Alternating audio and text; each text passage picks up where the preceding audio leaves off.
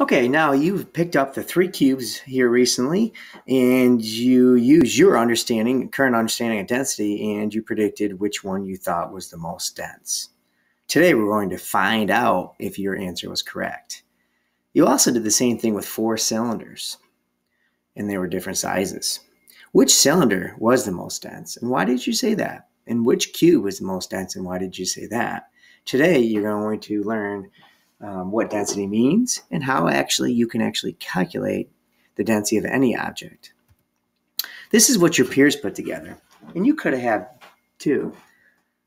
It takes a little bit of thinking, but it's much more rewarding when you can arrive at the answer yourself versus me telling you the answer like I might be doing now, or your peers telling you what the answer is. But I think in the long run, at least you've heard it, and maybe you can link it to the future labs that we look at here. Now, so what we had is you had three cubes. One was brass, one was copper, one was wood. And you predicted probably the brass one was the most dense because it felt the heaviest for its size, and you visually saw that there were equal sizes.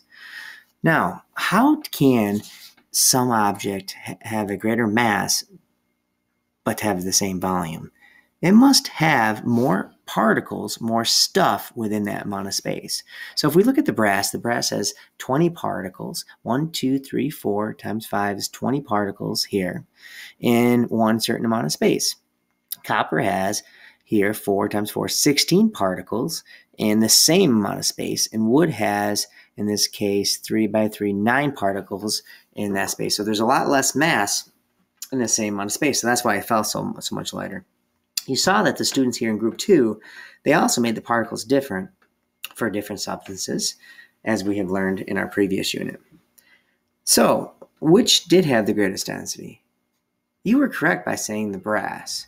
Now, what was its density? Now, we can actually put a calculated value on density by looking at how many particles there are in that amount of space. So here, there are 20 particles in 1 unit of space.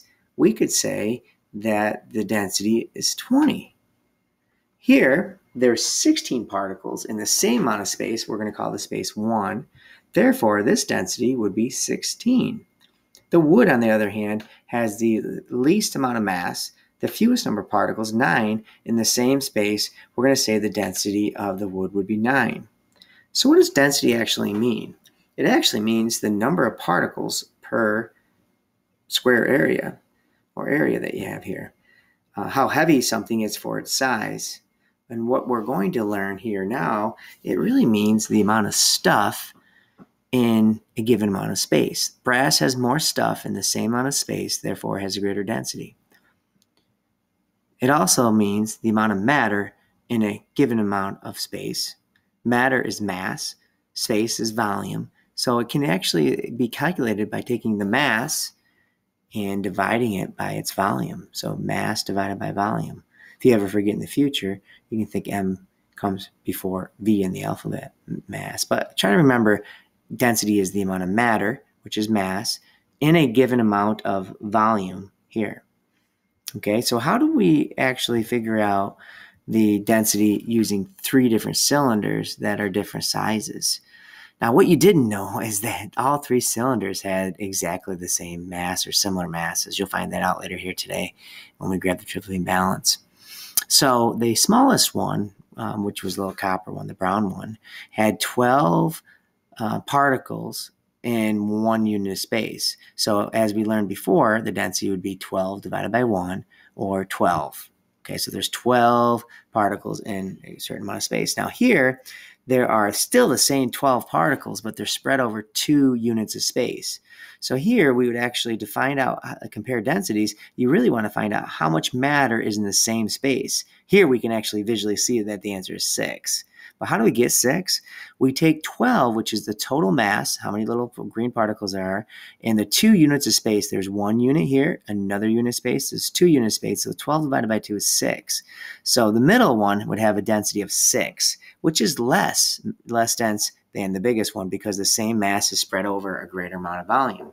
Now, when you take the largest one, it had the same mass, which was 12, but you had to divide it into 3 equal spaces So what ended up happening is 12 divided by 3 was 4. So each unit of space had 4 particles.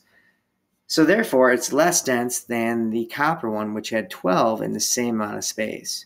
So density is really comparing the amount of matter in a given amount of space. So equal masses, the one that's the largest volume would actually have the least density. I don't know if you put that in the pretest the other day. So what did you learn here? You learned that density can be thought about how heavy something is for its size, and it can be calculated as mass divided by volume, the amount of matter in a given amount of space, mass divided by volume. So yes, you can find the density of any object, solid, liquid, gas.